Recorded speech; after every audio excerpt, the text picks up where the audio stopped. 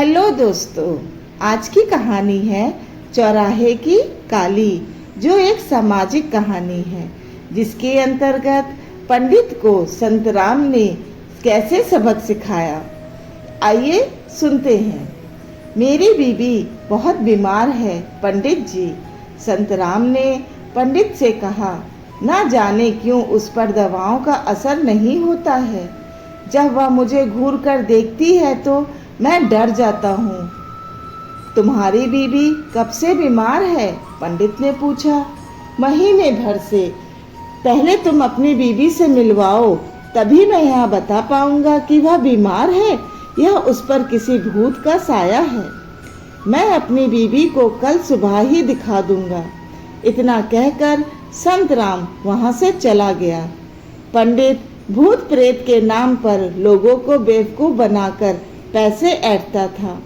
इसी धंधे से उसने अपना घर भर रखा था। अगली सुबह संत राम के घर पहुंचकर पंडित ने कहा, अरे भाई संत राम, तुमने कल कहा था कि तुम्हारी बीबी बीमार है, जरा उसे दिखाओ तो सही। संत राम अपनी बीबी किरण को अंदर ले आया और उसे एक कुर्सी पर बैठा दिया। पंडित ने उसे देखते ही पैसे ऐंठने का अच्छा हिसाब किताब बना लिया।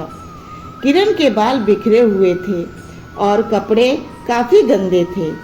उसकी आंखें लाल थीं और गालों पर पीलापन छाया था। जो भी उसके सामने जाता वह उसे ऐसे देखती मानो खा जाएगी। पंडित किरण की आंखें देखकर बोला, अरे संत राम, मैं देख रहा हूँ कि तुम्हारी बीबी पर बड़े भूत का साया है। कैसा भूत पंडित जी?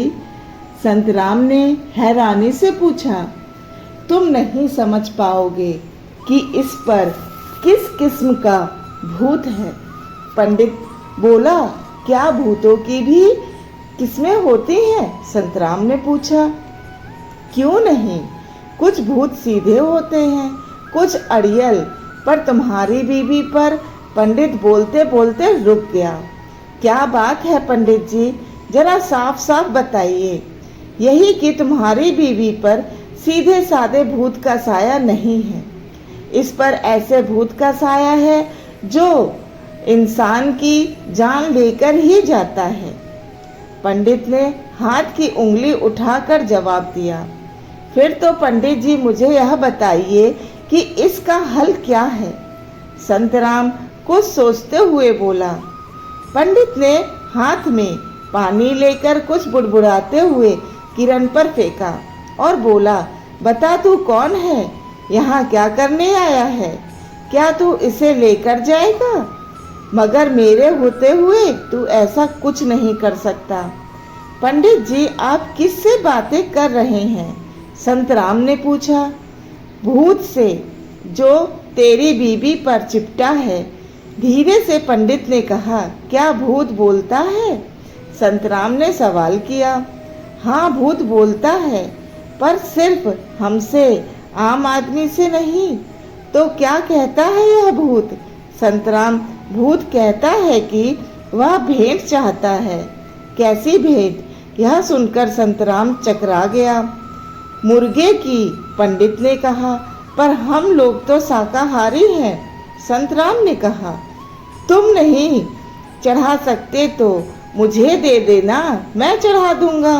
पंडित ने रास्ता सुझाया। पंडित जी, मुझे एक बात बताओ। पूछो, क्या बात है? मेरी बीबी पर कौन सी किस्म का भूत है? पंडित ने किरण की तरफ उंगली उठाते हुए कहा, इस पर चौराहे की काली का असर है। क्या चौराहे की काली? संत राम की आंखें डर के मारे फैल गईं। मेहरबानी करके कोई इलाज बताएं पंडित जी। जरूर, वह काली कहती है कि तुझे एक मुर्गा, एक नारियल, 101 रुपए, बिंदी, टीका, कपड़ा और सिंदूर रात को 12 बजे चौराहे पर रख कर आना पड़ेगा। इतना सारा सामान पंडित जी? संत राम ने कहा। हाँ, अगर ऐसा नहीं हुआ तो तेरी बीवी गई काम से। पंडित तपाक से बोला, जी अच्छा पंडित जी, पर इतना सामान और वह भी रात के समय, यह मेरे बस की बात नहीं है। संतराम ने कहा, तेरे बस की बात नहीं है तो मैं रख आऊँगा। पंडित ने कहा, शाम को सारा सामान लेते आना, मैं शाम को आऊँगा। संतराम तैयारी करने में लग गया। हालांकि उसने बीवी को डॉक्टर से दवा भी दिला दी, पर वह पंडित को भी मौका देना चाहता था, इसलिए चौराहे पर जाने से मना कर दिया। रात को पंडित पूरा सामान लेकर चौराहे पर रखने के लिए चल दिया। हवा के झोंके, झिंगुरों का शोर और उल्लुओं की डरावनी आवाजें रात के सन्नाटे को चीर रही थी। पंडित जैसे ही चौराहे से 30 फुट की दूरी पर पहुंचा, उसी समय वह 15-16 फुट ऊंची मीनार सी मूर्ति नजर आने लगी। वह कभी छोटी हो जाती तो कभी बड़ी। उससे घुंघरू की खनखनाती आवाज भी आ रही थी। पंडित यह सब देखकर बुरी तरह घबरा गया। हिम्मत करके उसने पूछा, कौन है तू? मैं चौराहे की काली हूँ।